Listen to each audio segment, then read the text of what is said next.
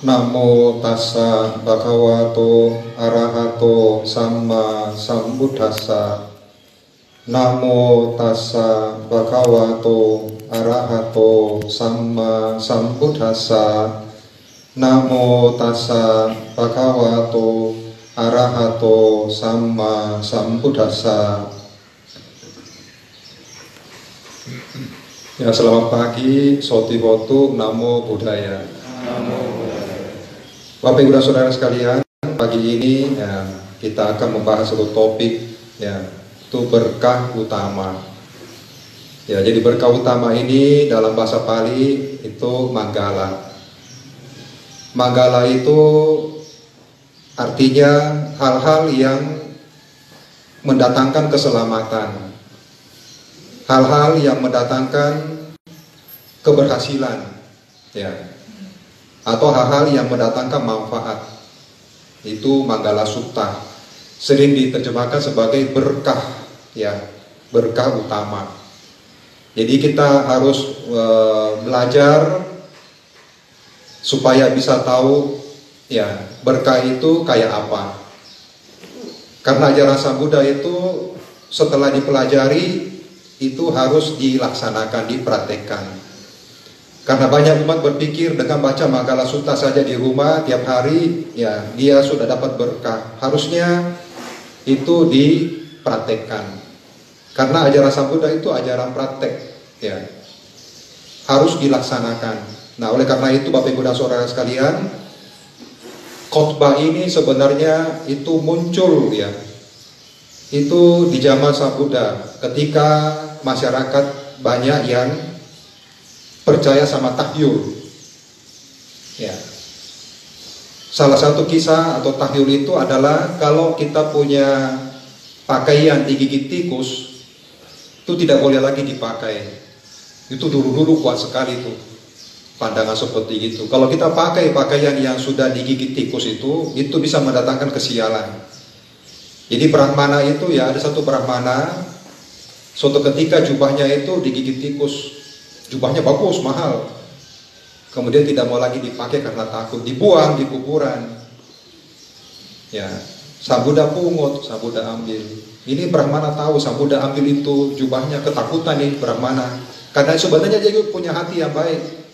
Dia tidak ingin Sang Buddha celaka, ya, tertimpa sial. Jadi dia datang kepada Sang Buddha mohon supaya jubah itu jangan dipakai, dibuang aja. Kemudian Sang Buddha meyakinkan dia supaya dia terbebas dari tahyul. Nah, jadi ini peristiwa ini menjadi topik, ya. Mungkin kalau sekarang ini viral. Oh, bicarain semua gitu, jadi viral ini. Ya, di alam manusia itu terjadi perdebatan. Berkah itu yang bagaimana sih? Gitu. Sesuatu yang mendatangkan keselamatan itu yang bagaimana? Karena mereka dulu percaya tanda-tanda alam, tanda-tanda yang dilihat. Misalnya orang kalau pagi-pagi lihat atau mencium bau harum, nah katanya ini bagus, pertanda baik. Ya. Kalau lihat sesuatu yang bagus atau suara merdu, burung-burung mungkin berkicau, bagus suaranya, nah ini nih, hoki. Hari ini hoki. Kalau pagi-pagi dengar mungkin orang nangis, wah cilaka ini. Sial kita ini, pagi-pagi sudah nangis. Makanya ada orang-orang tua dulu itu kalau ada anak-anak nangis marah dia. Masih pagi-pagi sudah nangis, bikin sial saja. Oh, dia ada, jangan dari sini lah. Tuh, jadi dengar yang gitu, mencium sesuatu yang bagus, melihat yang bagus-bagus, mereka mengatakan itu bagus. Jadi percaya dengan segala macam tahyul, ya. Itu dulu kuat sekali yang begitu. Nah, ternyata ini peristiwa di alam manusia, perselisihan, perdebatan, ya. Yang dibicarakan itu sebenarnya itu berkah itu yang bagaimana? Nah, peristiwa ini terdengar sampai di alam dewa. Jadi kalau viral di alam manusia, naik juga tuh di alam dewa. Dewata akhirnya juga di sana juga berselisih paham yang mana sih yang dikatakan berkah itu. Ya, kisahnya memang bermula dari situ kalau menurut kitab yang kita baca, terutama kitab komentar, ya. Jadi karena peristiwa ini akhirnya Dewata mengutus, ya. Dewata juga punya cara untuk menemui Sang Buddha. Diutuslah satu Dewata datang, ya. Malam-malam dia datang, jadi bukan siang hari, ya. Dia datangnya tengah malam, karena mungkin Dewata itu berdiskusi dhamma atau apa itu dengan Sang Buddha itu tengah malam. Jadi dia datang pada waktu malam, karena malam dia datang, itu hutan jeta itu bersinar. Karena tubuhnya itu dewa itu bersinar luar biasa. Begitu dia datang, itu hutan jeta itu luar biasa terang. Nah, dari situlah Sang Buddha memberikan penjelasan tentang berkah utama itu yang terdiri dari 12 syair, ya. Itu syair yang pertama itu memang Dewata punya pertanyaan, bahu dewa manusaca. Jadi Dewata dan manusia juga berselisih paham. Ini mau tanya ini loh, sebenarnya berkah utama itu seperti apa? Ya, Sang Buddha memberikan penjelasan mulai dari asewana sampai selesai. Jadi ada 12 syair, ya. Nah, kita tahunya ini Manggala Sutta ini karena tidak mungkin kita bisa tahu kalau tidak ada yang komentar, karena itu kan memang kelihatannya 12 syair, tapi itu penjelasannya itu bisa berapa buku, ya. Misalnya asewana cakbalanan, tidak bergaul dengan orang dungu. Nah, ciri-cirinya orang dungu itu kayak apa?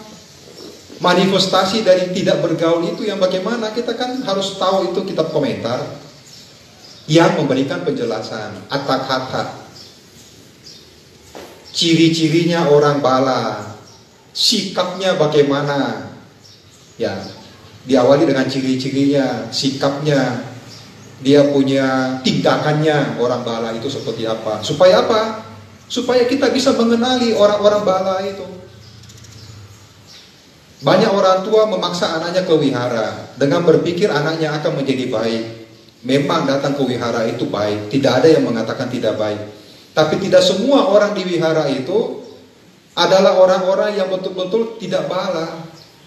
Kalau kau Banti bisa ngomong seperti gitu, Dewa Datta contohnya.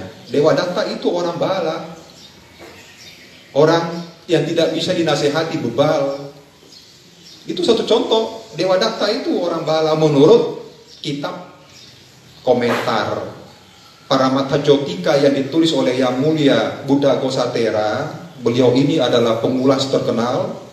Kita harus berterima kasih kepada beliau, karena justru karena tulisannya itulah sampai sekarang ini kita bisa mendapatkan banyak penjelasan. Ini Buddha Gosatera ini luar biasa ini. Beliau sebenarnya itu dari Brahmana. Dia awalnya bukan Buddhis. Ya, jadi beliau adalah seorang Brahmana menguasai Triveda, 3 kitab Weda. Hebat. Beliau hidup sekitar abad ke-5, ya. Jadi makanya ini dipakai sebagai acuan, ya. Yang Mulia Buddha Gosatera ini banyak menulis kitab komentar, termasuk di sini Visuddhimagga dan lain sebagainya.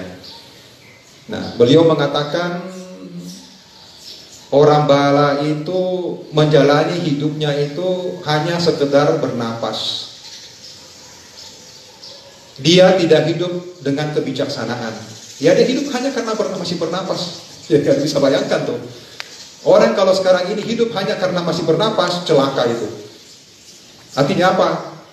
Tidak ada dia punya landasan, tidak punya tuntunan. Nah, Manggala Sutta ini beda. Manggala Sutta ini adalah satu pedoman moral untuk para manusia dalam menjalani kehidupannya supaya bermanfaat, mendapatkan kebajikan, supaya kehidupan kita ini terisi dengan hal-hal yang manggala. Jadi para orang tua yang menghendaki anaknya menjadi lebih baik, itu sebenarnya sudah tepat. Kalau perlu anaknya itu diiming-imingi sesuatu yang pasti. Kalau ke wihara diberi pujian, dikasih suatu penghargaan. Wah, anak saya ini murid Sang Buddha yang baik. Anak saya ini benar-benar nanti bisa melebihi orang tuanya karena banyak pengetahuannya. Pokoknya dikasih kata-kata yang baik. Kalau Anda pelit, sudah mengkikit, tidak mau kasih hadiah, puji-pujilah. Tetapi ingat, harus ada pengetahuannya. Harus ada pengetahuan. Agar supaya kita itu bisa membedakan mana orang yang benar-benar itu termasuk bala. Karena kan ada istilah asewana cak balanan. Ya, asewana cakbalanam. Tidak bergaul dengan orang yang dungu.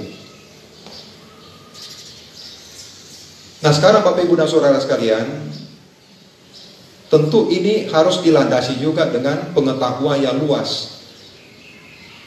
Jadi syair yang pertama itu berisi asewana cakbalana, ya, kita harus memiliki pengetahuan tentang bala. Jadi ini ada hubungannya semua nih. Jadi harus punya pengetahuan yang luas. Kalau dulu orang yang punya pengetahuan yang luas itu disebut bahu sutta, karena banyak mendengar. Ya. Mendengar banyak, karena apa? Karena dulu tidak ada buku. Ya. Jadi dulu murid-murid itu datang ke wihara atau datang ke Sang Buddha atau punya guru, ya. Mereka itu mendengar gurunya memberikan dhamma. Karena lisan, ya, sekali lagi, karena lisan, mereka ingatannya harus tajam, ingatannya harus bagus. Tidak ada tulisan, tidak ada buku. Jadi mereka harus betul-betul bisa konsentrasi, betul ingat apa gurunya yang sampaikan itu. Makanya tidak heran kalau dulu-dulu itu banyak orang hebat. Kenapa? Karena mereka tidak tergantung dengan buku. Coba saja kita bayangkan itu kalau ceramah begitu banyak bisa diingat tuh. Wah itu kan bukan main-main tuh, orang punya kualitas dulu hebat sekali. Nah makanya dulu itu Bapak Ibu dan Saudara sekalian, hubungan antara guru dan murid dulunya itu sakral. Kenapa sakral? Karena beda dia punya cara pembelajaran. Kalau guru yang duduk ya, itu murid datang bertanya, itu harus duduk di bawah itu dengan bersujud, memberikan hormat luar biasa. Itu hubungan antara guru dan murid di waktu yang lampau, di zaman Sang Buddha. Jadi kalau menurut saya sih itu tidak heran kalau banyak arahat. Orang-orang hebat. Siapa orang-orang hebat itu yang bahu saca? Ya, Bante Ananda. Bante Ananda. Karena Bante Ananda ini mendengarkan khotbah langsung dari Sang Buddha, itu 82.000 topik. Ya, jadi 82.000 beliau langsung dengar langsung dari Sang Buddha. 2.000-nya itu dari para arahat yang lain. Jadi ada memang suatu kesepakatan, ya, Bante Ananda minta kalau dia tidak hadir, ya, pada waktu Sang Buddha menguraikan dhamma, tolong diulang ke dia. Dan Bante Ananda ini dipuji oleh Sang Buddha sebagai orang yang biku yang terkemuka dalam hal bahu sutta, bahu saca, pengetahuannya luas sekali. Ini dapat etadaga, murid yang luar biasa, murid yang punya kelebihan, ya, punya kelebihan. Makanya kita harus berterima kasih, ya, kepada Bante Ananda. Kalau beliau tidak ada, wah, coba bayangkan tuh siapa yang bisa ingat begitu banyak itu kitab suci, itu sutta-sutta, ya, itu luar biasa. Nah dari situ kita akhirnya bisa mengetahui, ya, bahu saca, bahu sutta, ya, bahwa kalau hanya mendengar saja atau membaca itu tidak memberikan praktek. Jadi sekarang kalau kita baca Manggala Sutta, baca begitu, kemudian kita bisa memberikan kepada kita praktek, nggak bisa. Sampai di situ aja. Karena buku itu tidak akan memberikan praktek.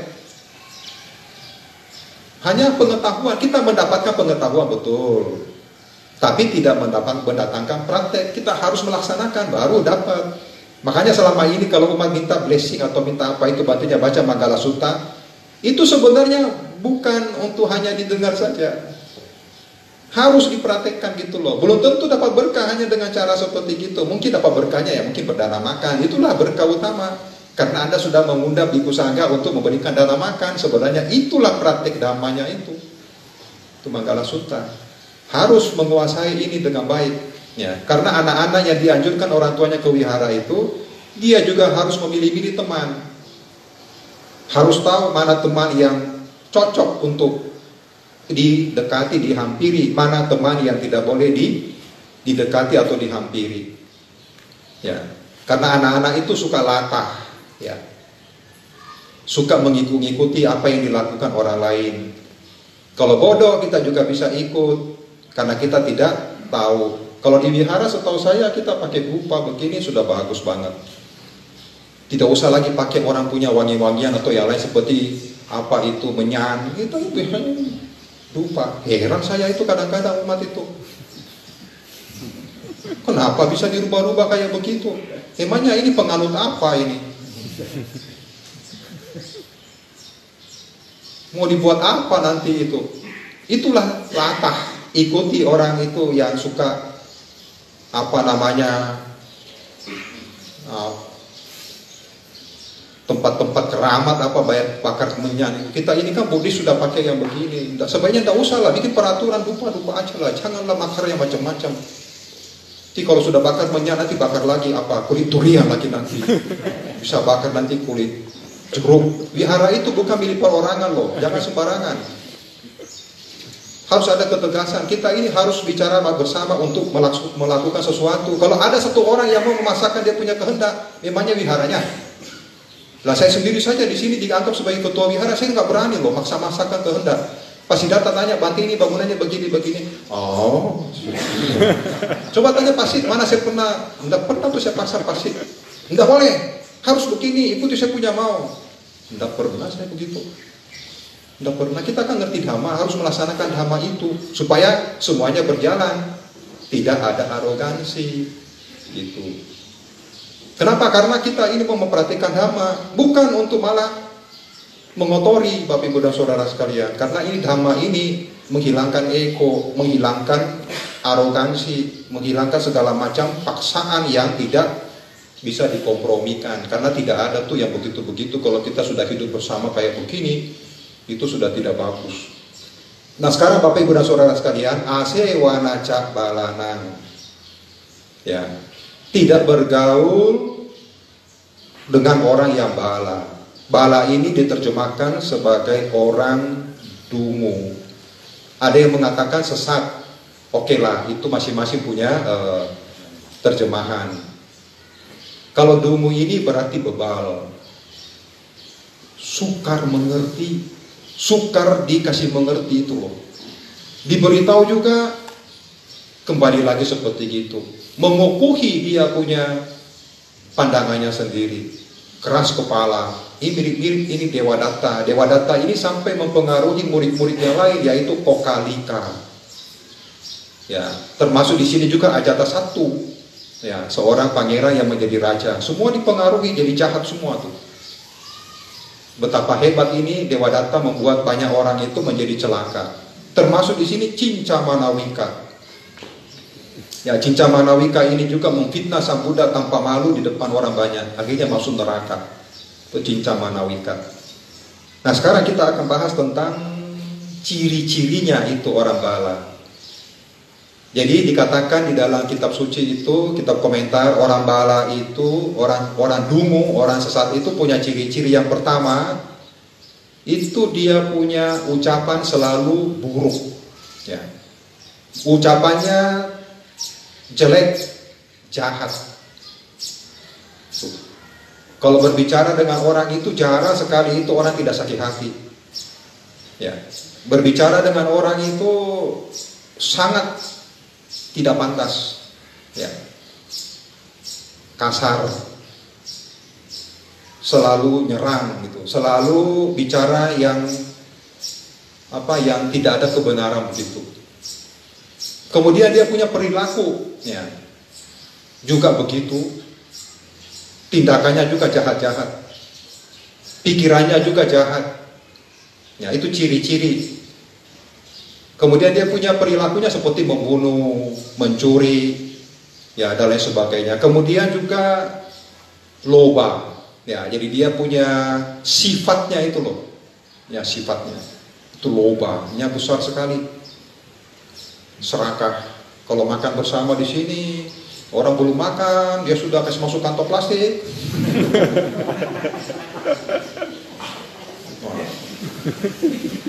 Lah iyalah, itu makanan itu kan didanakan kepada Bante.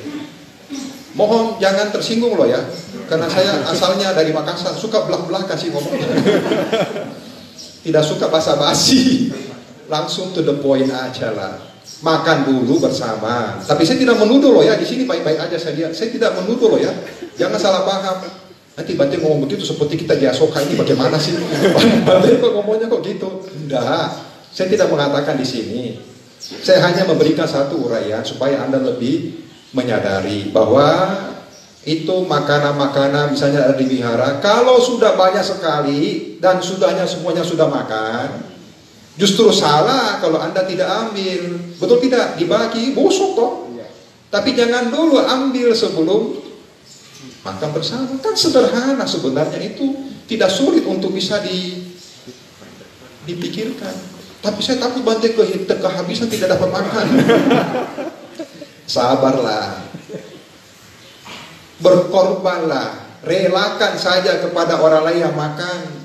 Kenapa Bante? Anda dapat kabar baik. Saya lihat tidak banyak, hanya 5-8. Ini anak-anak 8 suka lebih lagi, ini suka dengan misalnya Yakult. Saya orang dewasa mau rebutan Yakult sama anak-anak. Lah atine, malu-maluin aja. Kan tidak banyak Bante itu apa? Itu es krim. Oh, makanan apa yang paling disenangi? Ada. Oh itu urutan. Tadi saya lihat itu untuk diserahkan ke Bante hanya 12 potong. Nanti saya telat ambil bisa habis tuh. Anda bisa beli dah. Yang gitu-gitu ndak usah. Jadi loba, ya, sifatnya orang bala itu sangat serakah. Ya. Juga sangat pembenci. Kalau sudah benci sama orang bisa menjadi dendam. Itu hati-hati, jangan dekat-dekat gitu. Kemudian juga mohanya luar biasa, banyak pandangan salahnya itu loh. Menyesatkan dia punya pandangan. Jadi dia menganut pandangan sesat. Seperti apa? Alah, itu tidak ada tuh yang begitu-begitu. Neraka surga itu sih nggak ada. Omong kosong itu, Bante Suci, omong kosong. Dia sendiri belum pernah lihat surga dan neraka. Kok ngomongnya kok kayak begitu? Nggak usah ditanggapi lah. Yang penting kita sekarang ini senang-senang. Mau mabu-mabuan, terserah dah kita. Kan bukan Bante Suci punya mulut. Udahlah, temannya dah dikasih mabuk. Ya. Kalau perlu menipu juga, silahkan, tidak menjadi masalah. Kenapa? Karena di zaman Buddha itu ada guru-guru. Ada guru yang mengajarkan seperti itu. Kalau kita sudah mati ya selesai. Tidak ada akibatnya. Mau berbuat baik juga tidak ada akibatnya. Berbuat jahat juga tidak ada akibatnya. Toh juga setelah mati gak ada lagi. Artinya mengajarkan kemusnahan. Jadi dulu sudah ada guru-guru kayak gitu. Ya. Jadi sifatnya orang bala itu, Bapak Ibu dan Saudara sekalian, itu serakah, loba, dosa, moha. Ya, pastilah manusia biasa pasti punya loba, tapi ini keterlaluan. Itu kalau ada 5, ambil semua. Ada 10, ambil semua. Kalau perlu orang punya di kantong juga, ambil juga. Tidak kasih orang lain, sedikit pun tidak mau berbagi. Ya, itu keterlaluan. Ya, jadi bisa ketahuan dalam pergaulan dengan teman-teman. Wah, orang ini bukannya berdana malah sudah tidak berdana, selangkah lagi luar biasa gitu. Mau dapat banyak, tidak mau memberi. Ya, itu ciri-ciri sifatnya. Ya. Kemudian sekarang tindakannya. Ya, tindakannya orang bala itu seperti apa? Jadi tindakannya orang bala itu salah satunya Bapak Ibu dan Saudara sekalian, menganggap salah sesuatu yang sebenarnya tidak salah. Ini tidak salah tapi disalahkan gitu. Menganggap benar sesuatu yang sebenarnya tidak benar. Jadi selalu memutarbalikkan. Repot ini. Kalau dinasihati, marah, tidak suka, bebal. Nah, itu ciri-ciri tindakannya orang bala tuh. Kemudian dia biasanya kalau dikasih tugas itu tidak melaksanakan tugasnya, justru mengambil tugasnya orang lain. Kan lucu, bisa ribut tuh. Contohnya, dia seksi keamanan, kok campuri kok seksi puja bakti? Apa hubungannya? Dikasih dia seksi konsumsi, dia tidak ngurusin konsumsi. ngurusin seksi sound system. Karena mungkin dia sedikit ada pengetahuan sound system, ribut dari situ. Ini suaranya ini kurang bagus, kurang garam, kurang garing. Dia dikasih tugas konsumsi kok larinya ke itu. Lain kali minta saya ini ahlinya sound system, jangan dah saya ditaruh dikonsumsi. Kenapa ribut?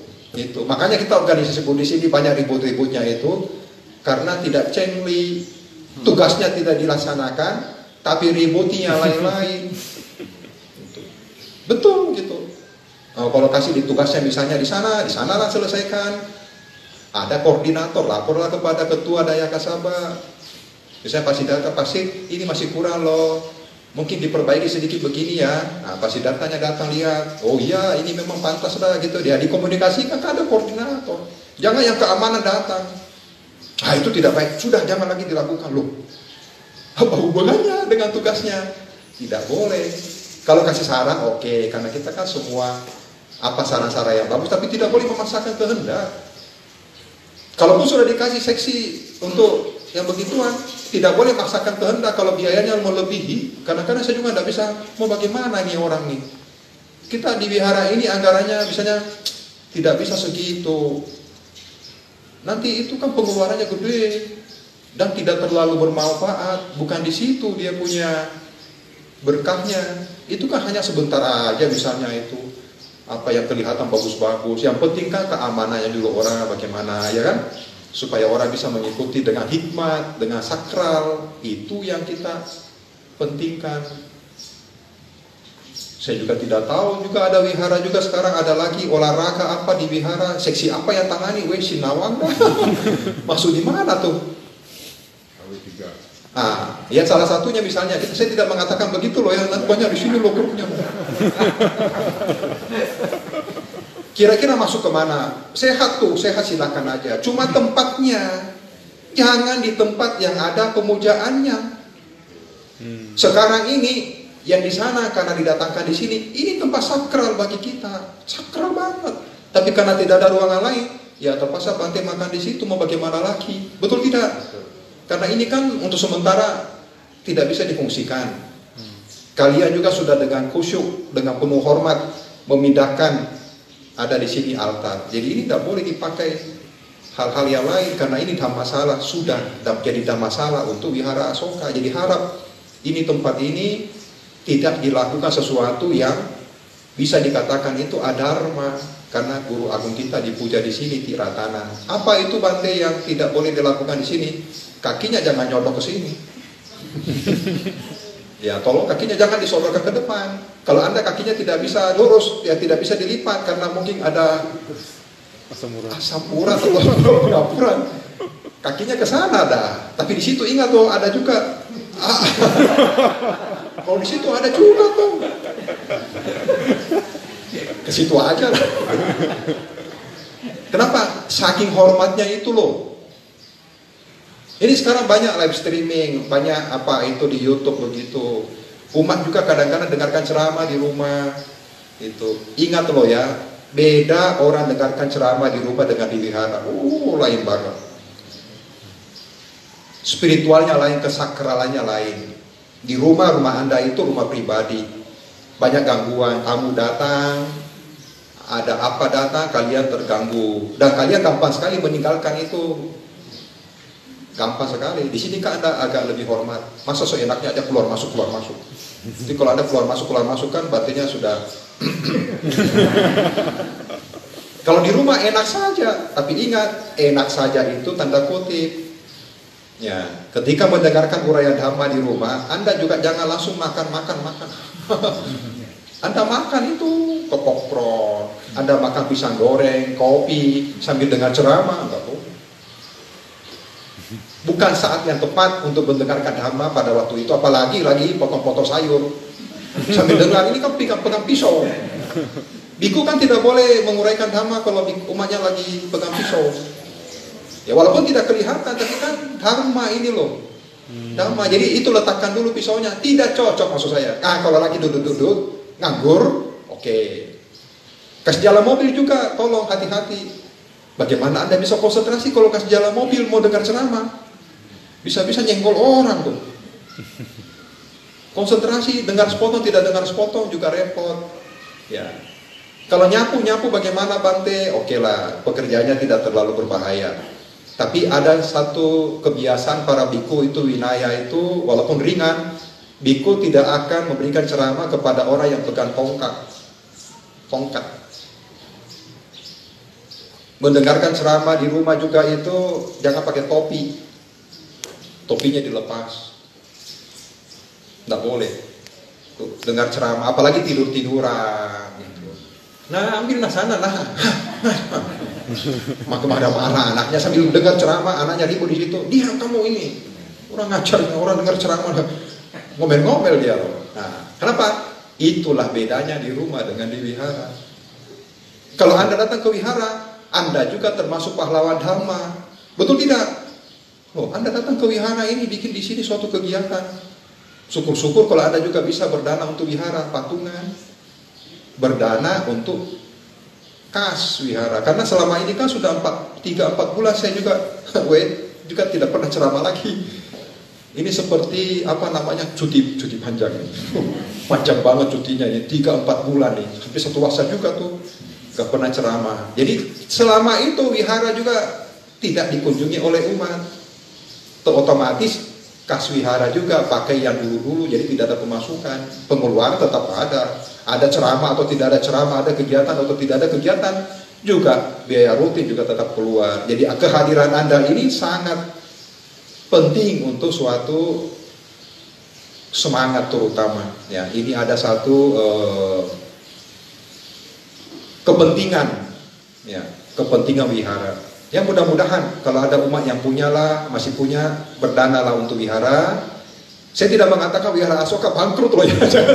Jangan salah paham. Ini karena melihat kepentingan dhamma, ya, untuk menunjang pengeluaran supaya kas itu, ya, simpana wihara itu tidak semakin berkurang. Kita kan khawatir juga kalau wihara itu tidak punya deposito atau simpanan, karena tiba-tiba bisa ada sesuatu yang dibutuhkan itu. Dan kalau tambah banyak kan tambah bagus. Lebih aman suatu wihara itu punya kas yang bisa dipakai untuk kalau bisa 5 tahun, nggak bisa habis, itu kan suatu simpanan abadi, apa istilahnya gitu ya. Itu. Jadi saya ulangi lagi yang di depan. Tindakan orang bala itu, ya, suka terbalik-balik. Ya, suka terbalik-balik. Yang benar dikatakan salah, yang salah dikatakan benar. Suka kepo, bukan urusannya juga dia ngurusi. Jadilah keributan. Ya. Kemudian sekarang manifestasi dari tidak bergaul. Kita sudah tahu itu orang misalnya tidak cocok dijadikan sebagai teman. Kenapa? Karena bukan pandita. Asewa naca balana, pandita nanca sewana. Bergaul dengan orang bijaksana. Bagaimana manifestasi dari tidak bergaul? Apa wujudnya itu? Supaya kita tidak bergaul, dikatakan tidak bergaul. Yang pertama itu disebutkan dalam kitab komentar itu, tidak mendekati, tidak menghampiri, itu. Nah, upasangkamana. Jadi jangan mendatangi, jangan menghampiri. Ada jarak.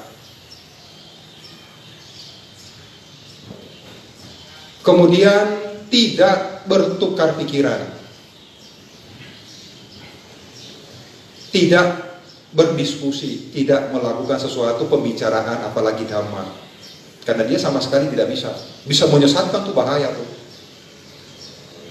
Tidak ada manfaatnya bagi kita, tidak ada manfaatnya. Misalnya ada contoh, kalau kita ingin mendapatkan bau wangi, ya jangan ke tempat orang yang baunya busuk. Misalnya ingin mendapatkan hal-hal yang wangi, ya jangan datang ke tempat yang jualan ikan. Kan ada perumpamaan itu, kertasnya bersih, kertasnya bagus, dibungkus ikan kering. Kan asik. Begitu setelah dibuka, ikannya sudah nggak ada, baunya lengket. Jadi yang pertama itu tidak menghampiri, tidak mendekati. Karena kita sudah tahu ciri-cirinya, ya, ucapan, perbuatan, dan pikirannya selalu jahat. Jangan menghampiri, jangan mendekati. Kemudian jangan bertukar pikiran, jangan berdiskusi. Kemudian tidak menyukai, nak sampia. Tidak menyukai apanya? Ya, perbuatannya. Tidak menyukai dia punya sikapnya, sifatnya. Tidak menyetiai, tidak patuh. Tidak usah dipatuhi orang gitu. Apa dia ngomongin jangan ikuti. Kalau orang setia itu patuh. Apa yang dia ngomongin kita ikuti. Oh indah, jangan patuh sama dia. Makanya hati-hati. Ya, orang-orang yang sudah kelihatan aneh-aneh itu, ya, aneh-aneh di sini tanda kutip, niskala. Menganut suatu apa namanya? Kenapa? Oh iya, masuk aja, masuk.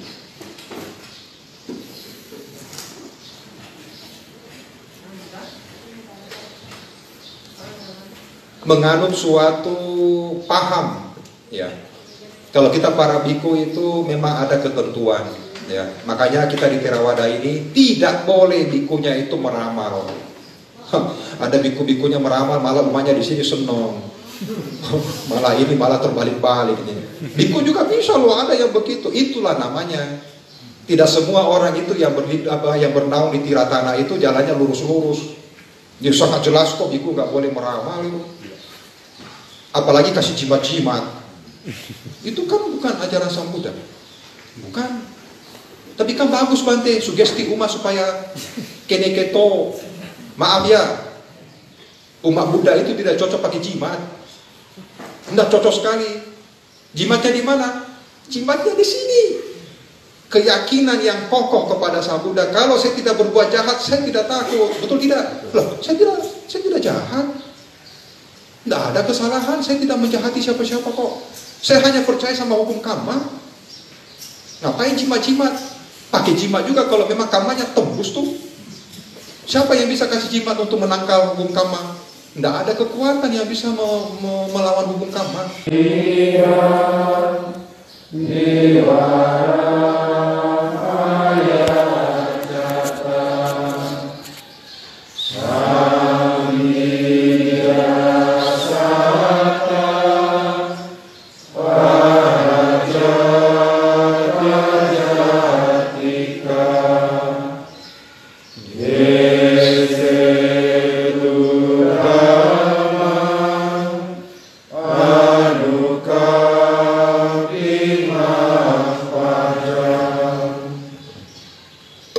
Namo tassa bhagavato arahato samma sambuddhassa. Namo tassa bhagavato arahato samma sambuddhassa. Namo tassa bhagavato arahato samma sambuddhassa. Ya, selamat pagi, Sotiwotu, Namo Buddhaya. Namo Buddhaya. Bapak Ibu dan Saudara sekalian, pagi ini ya, kita akan membahas satu topik, ya, itu berkah utama. Ya, jadi berkah utama ini dalam bahasa Pali itu Manggala. Manggala itu artinya hal-hal yang mendatangkan keselamatan, hal-hal yang mendatangkan keberhasilan, ya, atau hal-hal yang mendatangkan manfaat. Itu Manggala Sutta. Sering diterjemahkan sebagai berkah, ya, berkah utama. Jadi kita harus belajar supaya bisa tahu, ya, berkah itu kayak apa. Karena ajaran Sang Buddha itu setelah dipelajari itu harus dilaksanakan, dipraktekkan. Karena banyak umat berpikir dengan baca Manggala Sutta saja di rumah tiap hari, ya, dia sudah dapat berkah. Harusnya itu dipraktekkan. Karena ajaran Sang Buddha itu ajaran praktek, ya, harus dilaksanakan. Nah, oleh karena itu Bapak Ibu dan Saudara sekalian, khotbah ini sebenarnya itu muncul ya, itu di zaman Sang Buddha, ketika masyarakat banyak yang percaya sama tahyul. Ya. Salah satu kisah atau tahyul itu adalah kalau kita punya pakaian digigit tikus, itu tidak boleh lagi dipakai. Itu dulu-dulu kuat sekali tuh pandangan seperti itu. Kalau kita pakai pakaian yang sudah digigit tikus itu bisa mendatangkan kesialan. Jadi Brahmana itu ya, ada satu Brahmana, suatu ketika jubahnya itu digigit tikus. Jubahnya bagus, mahal. Kemudian tidak mau lagi dipakai karena takut, dibuang di kuburan. Ya, Sang Buddha pungut, Sang Buddha ambil. Ini Brahmana tahu Sang Buddha ambil itu jubahnya, ketakutan nih Brahmana. Karena sebenarnya dia punya hati yang baik. Dia tidak ingin Sang Buddha celaka. Ya, tertimpa sial. Jadi dia datang kepada Sang Buddha mohon supaya jubah itu jangan dipakai, dibuang aja. Kemudian Sang Buddha meyakinkan dia supaya dia terbebas dari tahyul. Nah, jadi ini peristiwa ini menjadi topik ya. Mungkin kalau sekarang ini viral. Oh, bicarain semua gitu. Jadi viral ini. Ya, di alam manusia itu terjadi perdebatan. Berkah itu yang bagaimana sih? Gitu. Sesuatu yang mendatangkan keselamatan itu yang bagaimana? Karena mereka dulu percaya tanda-tanda alam, tanda-tanda yang dilihat. Misalnya orang kalau pagi-pagi lihat atau mencium bau harum, nah katanya ini bagus, pertanda baik. Ya. Kalau lihat sesuatu yang bagus atau suara merdu, burung-burung mungkin berkicau, bagus suaranya, nah ini nih, hoki.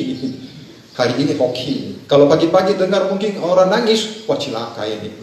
Sial kita ini, pagi-pagi sudah nangis. Makanya ada orang-orang dulu, orang-orang tua dulu itu kalau ada anak-anak nangis marah dia. Masih pagi-pagi sudah nangis, bikin sial saja. Bawa dia jangan dari sini lah.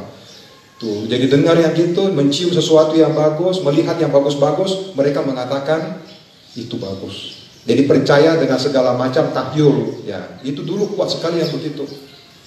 Nah, ternyata ini peristiwa di alam manusia, perselisihan, perdebatan, ya, yang dibicarakan itu sebenarnya itu berkah itu yang bagaimana? Nah, peristiwa ini terdengar sampai di alam dewa. Jadi kalau viral di alam manusia, naik juga tuh di alam dewa itu. Dewata akhirnya juga di sana juga berselisih paham yang mana sih yang dikatakan berkah itu. Ya kisahnya memang bermula dari situ kalau menurut kitab yang kita baca, terutama kitab komentar ya. Jadi karena peristiwa ini akhirnya Dewata mengutus ya. Dewata juga punya cara untuk menemui Sang Buddha. Diutuslah satu Dewata datang. Ya. Malam-malam dia datang, jadi bukan siang hari ya. Dia datangnya tengah malam karena mungkin Dewata itu berdiskusi dhamma atau apa itu dengan Sang Buddha itu tengah malam. Jadi dia datang pada waktu malam, karena malam dia datang, itu hutan jeta itu bersinar. Karena tubuhnya itu dewa itu bersinar luar biasa. Begitu dia datang, itu hutan jeta itu luar biasa terang. Nah, dari situlah Sang Buddha memberikan penjelasan tentang berkah utama itu yang terdiri dari 12 syair ya. Itu syair yang pertama itu memang Dewata punya pertanyaan, bahu dewa manusaca. Jadi Dewata dan manusia juga berselisih paham. Ini mau tanya ini loh, sebenarnya berkah utama itu seperti apa? Ya, Sang Buddha memberikan penjelasan mulai dari asewana sampai selesai. Jadi ada 12 syair ya. Nah kita tahunya ini Manggala Sutta ini karena tidak mungkin kita bisa tahu kalau tidak ada yang komentar. Karena itu kan memang kelihatannya 12 syair, tapi itu penjelasannya itu bisa berapa buku. Ya, misalnya asewana cak balana, tidak bergaul dengan orang dungu. Nah, ciri-cirinya orang dungu itu kayak apa? Manifestasi dari tidak bergaul itu yang bagaimana? Kita kan harus tahu itu kitab komentar yang memberikan penjelasan atak-hata. Ciri-cirinya orang bala, sikapnya bagaimana ya, diawali dengan ciri-cirinya, sikapnya, dia punya tindakannya orang bala itu seperti apa, supaya apa? Supaya kita bisa mengenali orang-orang bala itu. Banyak orang tua memaksa anaknya ke wihara dengan berpikir anaknya akan menjadi baik. Memang datang ke wihara itu baik, tidak ada yang mengatakan tidak baik. Tapi tidak semua orang di wihara itu adalah orang-orang yang betul-betul tidak bala. Kalau kau Banti bisa ngomong seperti itu, Dewa Datta contohnya. Dewa Datta itu orang bala. Orang yang tidak bisa dinasehati, bebal. Itu satu contoh. Dewa Datta itu orang bala menurut kitab komentar Paramatha Jotika yang ditulis oleh Yang Mulia Buddha Gosatera. Beliau ini adalah pengulas terkenal. Kita harus berterima kasih kepada beliau karena justru karena tulisannya itulah sampai sekarang ini kita bisa mendapatkan banyak penjelasan. Ini Buddha Gosatera ini luar biasa ini. Beliau sebenarnya itu dari Brahmana. Dia awalnya bukan Buddhis. Ya, jadi beliau adalah seorang Brahmana menguasai Triveda, 3 kitab Weda. Hebat. Beliau hidup sekitar abad ke-5. Ya. Jadi makanya ini dipakai sebagai acuan, ya.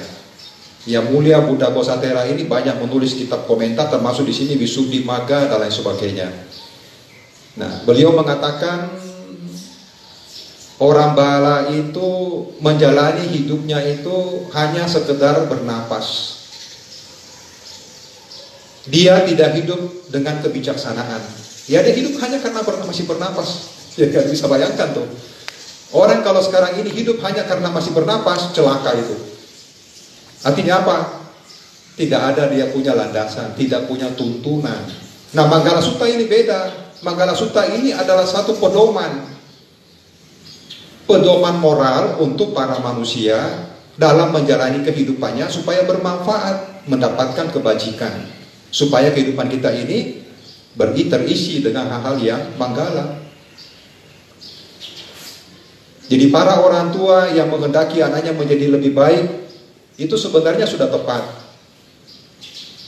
Kalau perlu anaknya itu diiming-imingi sesuatu yang pasti. Kalau ke wihara diberi pujian, dikasih suatu penghargaan. Wah, anak saya ini murid Sang Buddha yang baik. Anak saya ini benar-benar nanti bisa melebihi orang tuanya karena banyak pengetahuannya. Pokoknya dikasih kata-kata yang baik.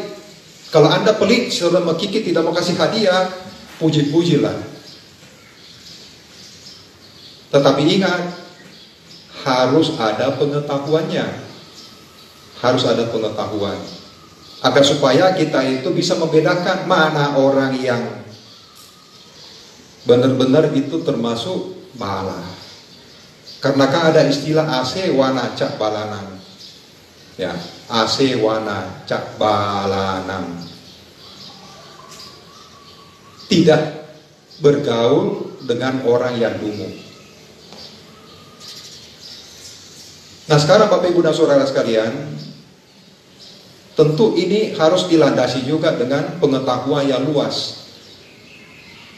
Jadi syair yang pertama itu berisi asewana cak balana, ya. Kita harus memiliki pengetahuan tentang bala. Jadi ini ada hubungannya semua nih. Jadi harus punya pengetahuan yang luas.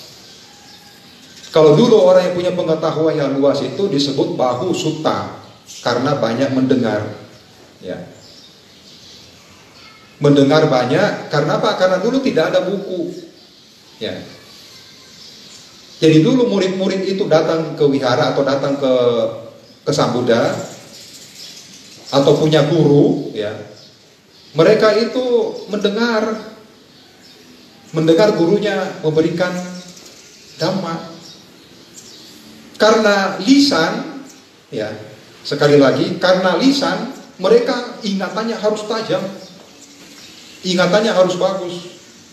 Tidak ada tulisan, tidak ada buku.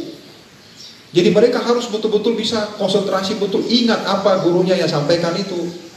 Makanya tidak heran kalau dulu-dulu itu banyak orang hebat. Kenapa? Karena mereka tidak tergantung dengan buku. Coba saja kita bayangkan itu kalau ceramah begitu banyak bisa diingat tuh. Wah, itu kan bukan main-main tuh, orang punya kualitas dulu hebat sekali. Nah, makanya dulu itu Bapak Ibu dan Saudara sekalian, hubungan antara guru dan murid dulunya itu sakral. Kenapa sakral? Karena beda dia punya cara pembelajaran. Kalau guru yang duduk ya, itu murid datang bertanya, itu harus duduk di bawah itu dengan bersujud, memberikan hormat luar biasa. Itu hubungan antara guru dan murid di waktu yang lampau, di zaman Sang Buddha. Jadi kalau menurut saya sih itu tidak heran kalau banyak arahat. Orang-orang hebat. Siapa orang-orang hebat itu yang bahu saca? Ya, Bante Ananda. Bante Ananda. Karena Bante Ananda ini mendengarkan khotbah langsung dari Sang Buddha itu 82.000 topik. Ya, jadi 82.000 beliau langsung dengar langsung dari Sang Buddha. 2.000-nya itu dari para arahat yang lain. Jadi ada memang suatu kesepakatan ya, Bante Ananda minta kalau dia tidak hadir ya pada waktu Sang Buddha menguraikan dhamma, tolong diulang ke dia. Dan Bante Ananda ini dipuji oleh Sang Buddha sebagai orang yang biku yang terkemuka dalam hal bahu sutta, bahu saca, pengetahuannya luas sekali. Ini dapat etadaga, murid yang luar biasa, murid yang punya kelebihan. Ya, punya kelebihan. Makanya kita harus berterima kasih ya kepada Bante Ananda. Kalau beliau tidak ada, wah, coba bayangkan tuh siapa yang bisa ingat begitu banyak itu kitab suci, itu sutta-sutta ya. Itu luar biasa. Nah, dari situ kita akhirnya bisa mengetahui ya bahu saca, bahu sutta ya. Bahwa kalau hanya mendengar saja atau membaca itu tidak memberikan praktek. Jadi sekarang kalau kita baca Manggala Sutta, baca begitu, kemudian kita bisa memberikan kepada kita praktek, nggak bisa. Sampai di situ aja. Karena buku itu tidak akan memberikan praktek. Hanya pengetahuan, kita mendapatkan pengetahuan betul. Tapi tidak mendatangkan praktek, kita harus melaksanakan baru dapat. Makanya selama ini kalau umat minta blessing atau minta apa itu bantunya baca Manggala Sutta, itu sebenarnya bukan untuk hanya didengar saja.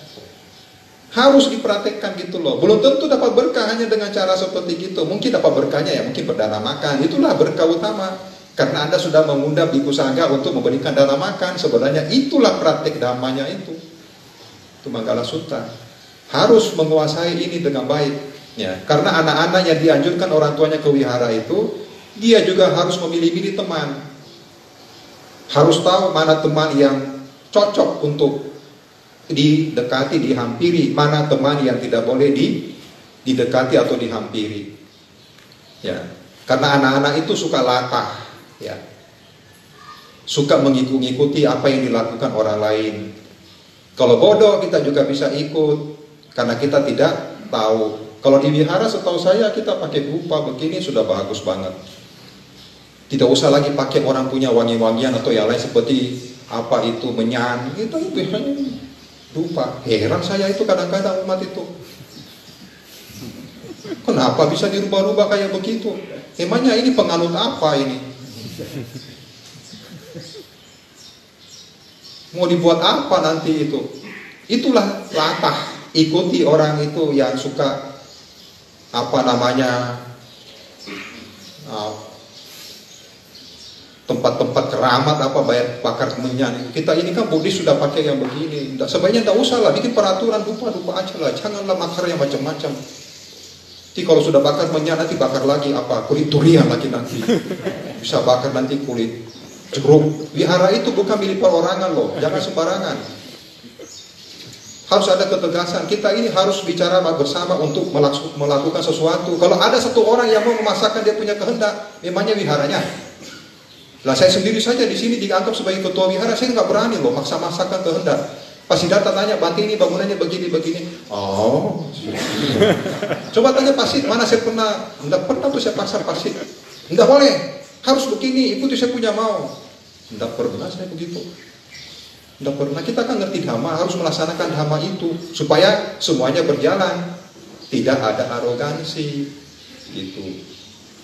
Kenapa? Karena kita ini mau memperhatikan dhamma, bukan untuk malah mengotori Bapak Ibu dan Saudara sekalian. Karena ini dhamma ini menghilangkan ego, menghilangkan arogansi, menghilangkan segala macam paksaan yang tidak bisa dikompromikan, karena tidak ada tuh yang begitu-begitu. Kalau kita sudah hidup bersama kayak begini, itu sudah tidak bagus. Nah sekarang Bapak Ibu dan Saudara sekalian, asewana cak balanan, ya, tidak bergaul dengan orang yang bala. Bala ini diterjemahkan sebagai orang dungu. Ada yang mengatakan sesat. Oke lah, itu masing-masing punya terjemahan. Kalau dungu ini berarti bebal, sukar mengerti, sukar dikasih mengerti itu loh. Diberitahu juga kembali lagi seperti itu, mengukuhi dia punya pandangannya sendiri, keras kepala. Ini mirip-mirip ini Dewadatta. Dewadatta ini sampai mempengaruhi murid-muridnya lain, yaitu Kokalika. Ya, termasuk di sini juga Ajatasattu. Ya, seorang pangeran yang menjadi raja. Semua dipengaruhi, jadi jahat semua tuh. Betapa hebat ini Dewadatta membuat banyak orang itu menjadi celaka. Termasuk di sini Cinca Manawika. Ya, Cinca Manawika ini juga memfitnah Sang Buddha tanpa malu di depan orang banyak. Akhirnya masuk neraka. Itu Cinca Manawika. Nah sekarang kita akan bahas tentang ciri-cirinya itu orang bala. Jadi dikatakan di dalam kitab suci itu, kitab komentar, orang bala itu, orang dungu, orang sesat itu punya ciri-ciri. Yang pertama, itu dia punya ucapan selalu buruk. Ya. Ucapannya jelek, jahat. Kalau berbicara dengan orang itu jarang sekali itu orang tidak sakit hati. Ya. Berbicara dengan orang itu sangat tidak pantas. Ya. Kasar. Selalu nyerang gitu. Selalu bicara yang tidak ada kebenaran begitu. Kemudian dia punya perilaku, ya, juga begitu. Tindakannya juga jahat-jahat, pikirannya juga jahat. Ya, itu ciri-ciri. Kemudian dia punya perilakunya seperti membunuh, mencuri, ya, dan lain sebagainya. Kemudian juga loba, ya, jadi dia punya sifatnya itu loh, ya, sifatnya itu loba, nya besar sekali. Serakah. Kalau makan bersama di sini, orang belum makan, dia sudah kasih masuk kantong plastik.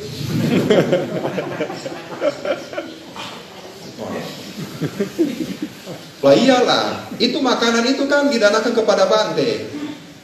Mohon jangan tersinggung loh ya, karena saya asalnya dari Makassar, suka belak-belakan sih ngomongnya. Tidak suka basa-basi, langsung to the point aja lah. Makan dulu bersama. Tapi saya tidak menuduh loh ya, di sini baik-baik aja saya tidak menuduh loh ya. Jangan salah paham. Nanti Bante ngomong begitu seperti kita di Asoka ini bagaimana sih?